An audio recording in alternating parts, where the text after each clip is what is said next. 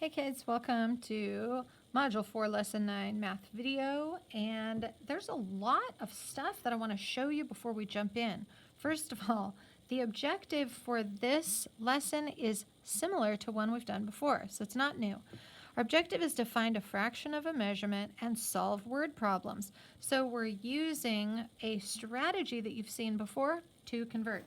Just to remind you, we have done this in Module 2, and we were converting from larger units to smaller units. So if you go back and check your notes for those, if you have them, then it was the strategy of copy the number, multiply by 1 unit of the old measurement, change to the equivalent of the new right here, the equivalent of the new. This is called your conversion factor. So it's something we're multiplying by, and that is how you get your answer. Those are the old notes. See, look, even more stuff. Copy this. Here's 1 of the old unit. Here's the equivalent of the new. Here's your answer. Those are the old notes from Module 2. Here we are in Module 4, and we have fractional units. So we have, instead of whole numbers, like 1/4 of a pound equals how many ounces. But again, we're going from larger units, pounds, to smaller units, ounces, which means we need to have as our answer more than what we started with because these are smaller units. Same strategy. Take this, copy it, just copy or rewrite right here and here, multiply by 1 unit of the old, by 1 of the old, then change that, change it right here, like don't use any more pounds, and show the equivalent of the new unit right here. Now that you know how to multiply with fractions, we're taking these fractional units and setting it up in a fraction multiplication problem, which now you know that when you end up with 16/4, you can divide because this is a division problem. So it's all, can you see how every single lesson is tied together? Another sample problem, 3/4 of a foot equals how many inches? Well, take your 3/4 of a foot, take it and copy it by 1 of the old, copy equivalent of the new, set it up in a fraction. Remember that the commutative property means you can flip-flop those and put the 4 over here instead. This is what we're going to be doing with cross-canceling. We just learned that in a previous lesson. And then you have a real simple multiplication problem. Instead, it's like we're dividing both by 4. That's what that is. That's thinking right there, but you work it out so that you end up with 3 times 3 is 9. 9 is your answer, 9 inches. So notice that it is all like this today because we're going from a large unit to a small unit, and we're going to multiply because we need more of the smaller unit. Here's a word problem. Final one. Mr. Davis spends 2/3 of every year in Florida. How many months does he spend in Florida each year? Taking the 2/3 of a year equals how many months? Use the formula that we're laying out. Multiply by 1 of the old. Change that to the equivalent of the new. Everybody should know that there are 12 months in a year. Change it into a fraction format. Cross cancel, multiply, simplify. So it's really just combining everything we've been doing.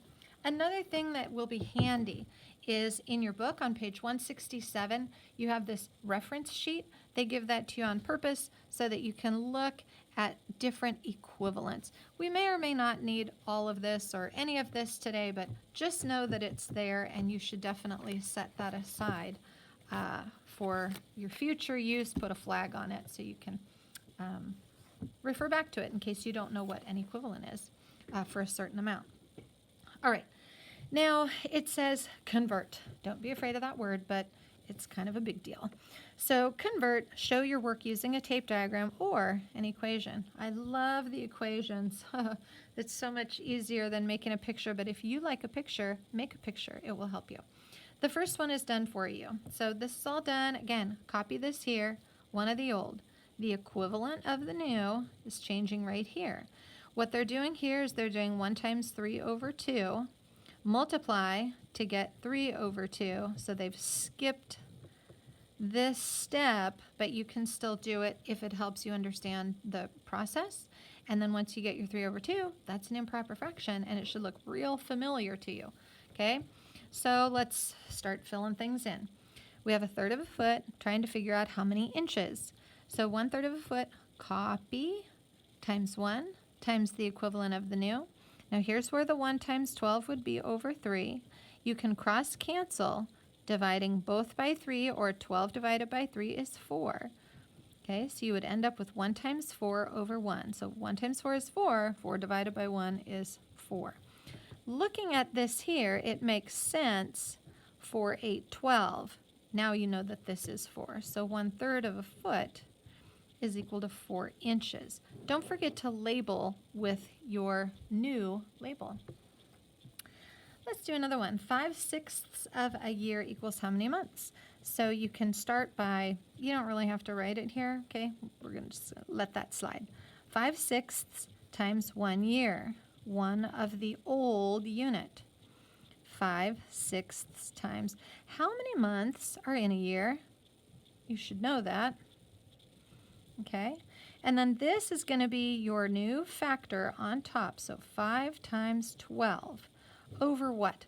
Now the 6, because of the commutative property, we can move that over to here. I want to scooch it over, and I can. I proved that in the previous video. Okay, and so 12 divided by 6 is 2, which leaves 5 times 2 as my top and 1 on the bottom. 5 times 2 is 10. 10 divided by 1 is 10, and then our new label. And so it's 5/6 of a year is equal to 10 months. See, I hope you're getting it.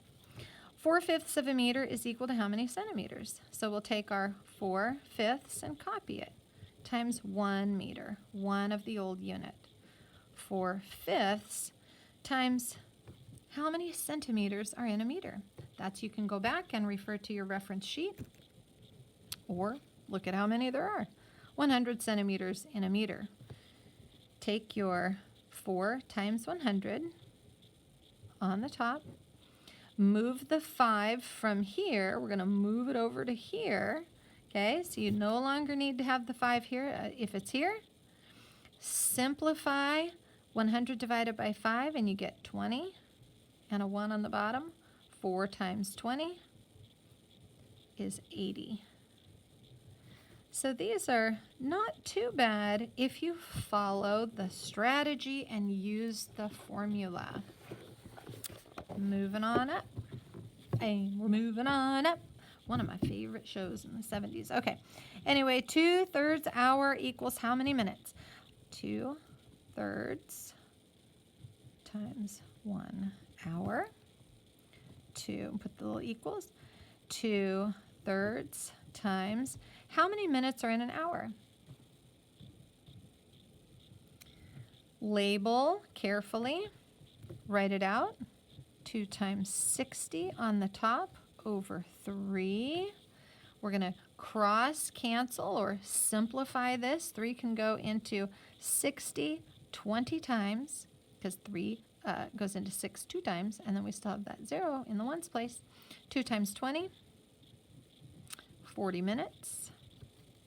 And 2/3 hour equals 40 minutes. I hear you saying, oh my gosh, I think I get this. That's awesome. 3/4 times 1 yard. Old unit. 3/4 times the equivalent in the new. So how many inches are in a yard? You might need to use your reference sheet for that. How many inches are in a foot? 12. How many feet are in a yard? 3. 12 times 3, 36 inches. Write out your new 3 times 36 over 4. Now we're not going to simplify with the 4 3/4. We're going to put it over here. Scooch it over. Divide 36 by 4. 4 divided by 4 is 1. 36 divided by 4 is 9. 3 times 9, 27 inches is equivalent to 3/4 yard. Use the formula. Keep your notes right in front of you. Follow that strategy. You will get all of these right. Alrighty.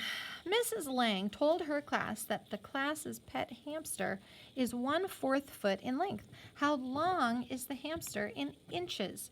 So they're telling you that we have 1/4 of a foot, and it's equal to blank inches. This is what we don't know. So apply this formula and go through the strategy. Move it over times 1 of the old unit. Copy again and multiply by the equivalent. How many inches are in a foot? We just talked about that, right? And since we don't have enough room here, we're just going to bring it up. 1 times 12 over 4. And that's our moving that 4 using the commutative property. Divide both by 4. 4 divided by 4 is 1. 12 divided by 4 is 3. Or divide 12 by 4 to get 3. Either way you want to think about it, that's fine. And then 1 times 3 is 3. Put your new label. And 1/4 foot is equal to 3 inches. Cute little hamster. And, you know, if you want to use the tape diagrams, you can still divide it into pieces. 12 inches, which is equal to 1 foot. And then it's 1/4. And then you've got your 3 inches. So if you want to use that strategy to help you, you're welcome to use that on any of these because they're just a fraction of a whole. All right, we've got a problem with some cashews. Holy moly, we've got 3, A, B, C, D. At the market, Mr. Paul bought 7/8 pound of cashews and 3/4 pound of walnuts. Oh, forgot the walnuts, and they're all delicious. How many ounces of cashews did Mr. Paul buy? We've got 7/8 pound, and we need to know ounces. How many ounces? OZ is the abbreviation. Sorry, I didn't make that up, but that's what it is. I didn't make a pound either. LB. LB. It's not a 1, it's an L. All right, so move over the 7/8 times 1 pound. See how it gets messy looking and weird? But then we're going to take 7/8 times the equivalent of ounces in a pound. Go back to your reference sheet if you need it, because 16 ounces equal a pound. Just like we did on the previous one, there's no room, so we're going to go up here and take our 7 times 16 and put that over 8. Okay, so we're just continuing. Now that the 8 has moved over under the 16, 16 divided by 8 is 2. Now I have 7 times 2 for 14 with our new label. 7/8 pound is equal to 14 ounces. Okay? How many ounces? And you can put of cashews because he does have different nuts here, so make it clear. Cashews. Then we have walnuts. How many ounces of walnuts? We're going to do the same thing with the 3/4 pound equals how many ounces with the walnuts? 3/4 times 1 pound, 3/4 times the equivalent of the pound. It's the same thing, 16 ounces. Move it up. 3 times 16 over 4. And now this 16 divided by 4 is 4. So you have 3 times 4. And that gives you 12. So 3/4 pound equals 12 ounces walnuts. There you go. Okay, so delicious. It's time for a snack, I think. How many more ounces of cashews than walnuts did Mr. Paul buy? Well, look at the numbers, and it's asking you how many more of this than this. It's just a subtraction problem. It's very simple. 2 ounces more cashews. There's almost not a whole lot to think about there. It's just looking at your labels. Hopefully you can figure that one out. Now, if Mrs. Toombs bought 1.5 pounds of pistachios, who bought more nuts, Mr. Paul or Mrs. Toombs? And then how many ounces more? So let's take our 1.5 pounds. We want to have ounces, okay? Because it's easier to compare everything. We've already put everything into ounces. So let's take our 1.5 pounds. Oh, there go the lights. You know, they haven't gone out in a while. All right. So we have our 1.5 pounds of pistachios, and we can turn that into how many ounces, and then we can look at the total ounces. Another way you can do it is to add up the pounds, which we know here, 7/8 pound plus 3/4 pound. And you can do it that way, knowing that all you have to do to add this one is to turn the fourths into eighths. Okay, so that's a scale factor of 2. So you would get 13/8 pound, which actually, because it's an improper fraction, is 1 5/8 pounds. Now, how about if I have 1.5? Can I change that? Let's say I compare that. Sorry, I got totally sidetracked on just adding up the little fractions. But if I take just these pounds, can I change that into eighths so that it's easy to compare? I can, because I can use a scale factor. If I want eighths, I can multiply by 4/4.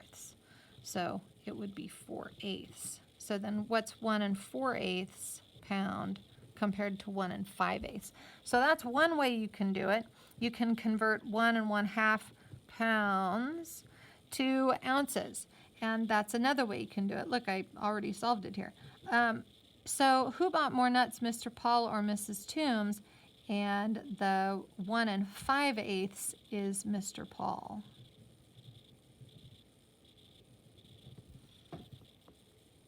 And this is Mrs. Toombs. Toombs. I think I had a teacher with this name in high school. No, I think it had a Y in there somewhere. Anyway, sorry, I digress. So the comparison right here is basically all done in pounds, but we need to know ounces anyway. So let's solve for that. 1.5 pounds, I'm going to move this right over. And we have our 1.5 pounds. So let's change 1.5 to ounces right now. Let me do it over here. 1.5 is going to be 16 ounces for the full pound, plus half a pound would be 8 ounces. So I have 24 ounces. And then we have our 26 ounces. Let's bring that down. 14 plus 12, if you can fit it in here for Mr. P. And that is 26, and this is Mrs. T right there. Don't mistake that for the answer. We're just trying to show the difference. All right, now we've got all our pounds, and who has more? We know Mr. Paul has more, but by how much? And so now we have our ounces, 26 versus 24. And 2, oops, not 20. I'm trying to put the OZ.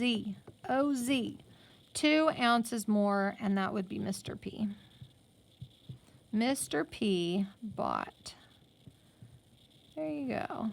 Now that is the final answer squeezed in at the bottom there. Lots of thinking and showing and calculating. Okay, now onward to the last one. Oh, click subscribe if you like these videos or if they're helpful in any way. A jewelry maker purchased 20 inches of gold chain. She used 3/8 of the chain for a bracelet. How many inches of gold chain did she have left? Note to self, 3/8 is what is used, but the rest is what we're really interested in. You can make a tape diagram if you'd like to know what that looks like. And we have eighths, so 8 parts. And we have 3 that are used, but we don't care about that. We do care about the 5/8. So what you really want to do is find 5/8 of 20 and how much that is. So now that you are really good with those from previous lessons, let's multiply. Now here we have a multiplication problem where the top number is not divisible exactly by the bottom. But we do have, remember, those number bonds. Okay, what numbers make up these numbers that we're dealing with? Okay, I want something in common. I could use 10 and 2, but 10 and 2, like 2 would work, but it's so small. Is there anything else? Yes. 4 and 5 can be multiplied to get 20, and 4 and 2 can be multiplied to get 8. That 4 is the number in common that you want to identify because you want to use something that goes evenly into both. So 8 divided by 4 is 2. 20 divided by 4 is 5. Now I have 25 halves, which is pretty easy to solve. Some of you guys might want to set it up long division so that you can see exactly what you're going to get. And there's your 2. Some of you might know 12 times 2 is 24, but then it's like, well, what do I do with my remainder? And here's what you do with your remainder. You put it in a fraction. And then remember that 12 and a half plus 12 and a half would make 25. So how many inches of gold chain did she have left? And that's going to be 12 and a half inches are left. And we're done. Huzzah! I hope you enjoyed it. We will see you on the next one. Bye for now.